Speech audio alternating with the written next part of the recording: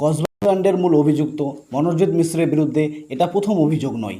সে 2012 সালে প্রথম কলেজে ভর্তি হয়, আর 1 বছরের মধ্যেই ছুরি মারা ঘটনায় তার নাম জড়ায়।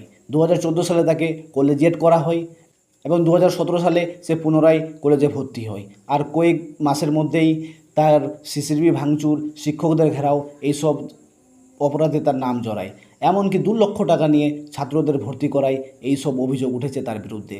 আর আজ 2025 সালে ধর্ষণের মতো জঘন্য মামলায় সে জড়িয়ে পড়েছে। মূল অভিযুক্তের মোবাইল দেখে পুলিশ জানিয়েছে যে তার মোবাইলে একাধিক অশ্লীল ভিডিও, বস্ত্র ছাড়া মহিলাদের ভিডিও, মেয়েদের ভিডিও পাওয়া যায়। এইসব ভিডিও নিয়ে একের পর এক মহিলাদের, মেয়েদের ব্ল্যাকমেল করত, আর নতুন নতুন মেয়েরা তার টার্গেট হতো।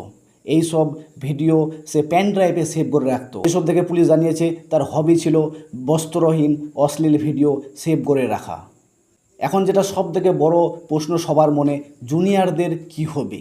এই চিন্তায় অভিভাবকরা চিন্তিত যে তারা নিয়মিত কিভাবে পড়াশোনা চালিয়ে যাবে, তারা কিভাবে কলেজে নিয়মিত আসবে। অধিনায়ক চিরঞ্জিত বলেছেন যে ওই মেয়েটাই কেন টার্গেট, অন্য কেউ তো হতে পারতো।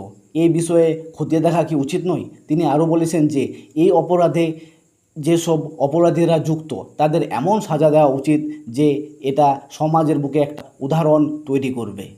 আরও পুলিশের সূত্রে জানা যায় যে এই নির্যাতিতা কলেজের প্রথম দিন থেকেই এই মনোজিৎ মিশ্রের টার্গেটে ছিল এবং বারবার তাকে প্রস্তাব দেয় বিয়ের এবং প্রেমের। এবং নির্যাতিতা সাফ জানিয়েছে যে আমার প্রেমিক রয়েছে, আমি তাকে ছাড়তে পারবো না। তা সত্ত্বেও তাকে বারবার ব্ল্যাকমেল করে কসবা ল কলেজে চিঠি পাঠিয়ে 7 দফা নির্দেশ দিয়েছে শিক্ষা দপ্তর। মূল অভিযুক্তকে অস্থায়ী চাকরি থেকে বরখাস্ত করা হয়েছে এবং আরও 2 অভিযুক্তকে বহিষ্কার করা হয়েছে কলেজ থেকে। এবং সেই চিঠিতে নির্দেশ দিয়েছে যে বহিরাগত এবং প্রাক্তন ছাত্রদের যেন প্রবেশ না হয়, আর অফিস ক্যাম্পাস কাজের সময় ছাড়া যেন ফাঁকা থাকে। কতগুলো সিসি ক্যামেরা লাগবে সেই সব বিষয় খতিয়ে দেখা হচ্ছে।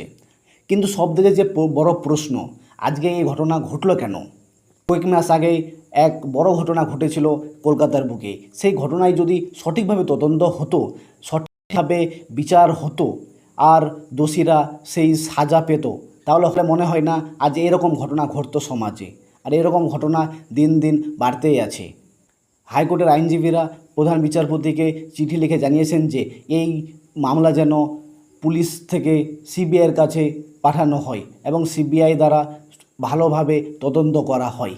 যারা এই অপরাধে যুক্ত তাদের সঠিক বিচার হয় এবং সর্বোচ্চ সাজা হয়।